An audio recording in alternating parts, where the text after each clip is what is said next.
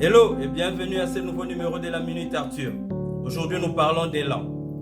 C'est un mot qu'on associe très peu avec les succès, mais qui pourtant est une composante très importante pour réussir. Je m'en vais vous parler d'une histoire entendue de Donald Trump. C'est l'histoire de William Levin, un jeune entrepreneur à succès dans l'immobilier à New York et responsable des grandes constructions sur la côte est des États-Unis. Il était extrêmement riche et tout ce qu'il touchait s'est transformé en or. Alors que s'est-il passé? William était un homme de terrain.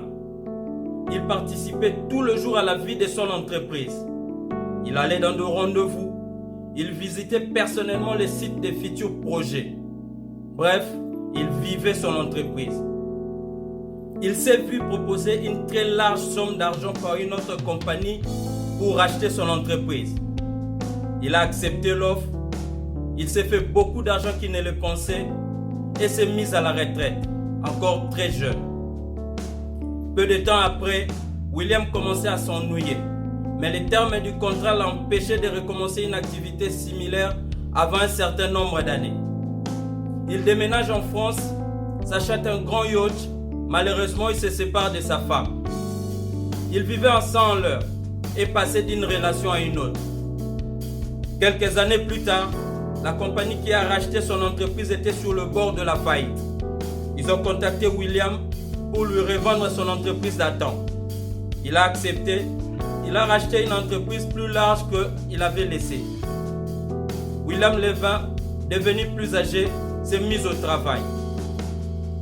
Il a travaillé dur, parfois 24 heures par jour. Mais malgré ses efforts, lui et son entreprise ont fait faillite. Une des grosses faillites de l'histoire de la construction aux États-Unis. Un jour dans une réception, raconte Donald Trump, il voit un vieil homme assis seul dans son coin. C'était William Levin. Trump se présente et lui pose la question de savoir qu'est-ce s'est-il passé. Mr. Levin répond, Donald, j'ai totalement perdu mon élan. Le break que j'ai eu m'a détruit et quand je suis revenu, rien n'était plus comme avant.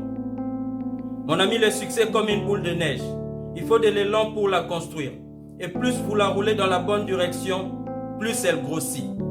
Sincèrement, une des choses qui fera le plus mal à beaucoup de gens, spécialement à ceux qui sont dans le business après cette pandémie, c'est la perte de l'élan. Ceux-là qui se sont stoppés quand tout s'est arrêté, doivent trouver de nouveau un élan pour repartir.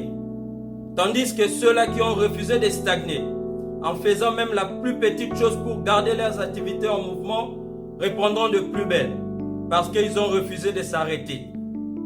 La loi d'élan nous enseigne qu'un corps en mouvement reste en mouvement jusqu'à ce qu'il rencontre une force résistante. Dans tout ce que tu fais, garde toujours ton élan. Et si tu penses l'avoir perdu, sois sincère envers toi-même. Et peut-être reconcentre-toi sur une autre chose de façon à rester toujours en mouvement. J'espère que vous poursuivez votre élan en vous tournant vers des choses beaucoup plus grandes et meilleures à accomplir. Parce qu'un élan continu d'action est une source de motivation. Une façon de toujours garder son élan, c'est de se fixer constamment des objectifs plus grands à atteindre. Je compte sur vous. Thank you.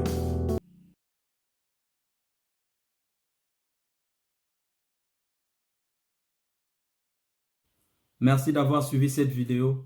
Rendez-vous au prochain numéro. Aimez cette vidéo, partagez-la. Surtout, n'oubliez pas de vous abonner sur notre chaîne YouTube.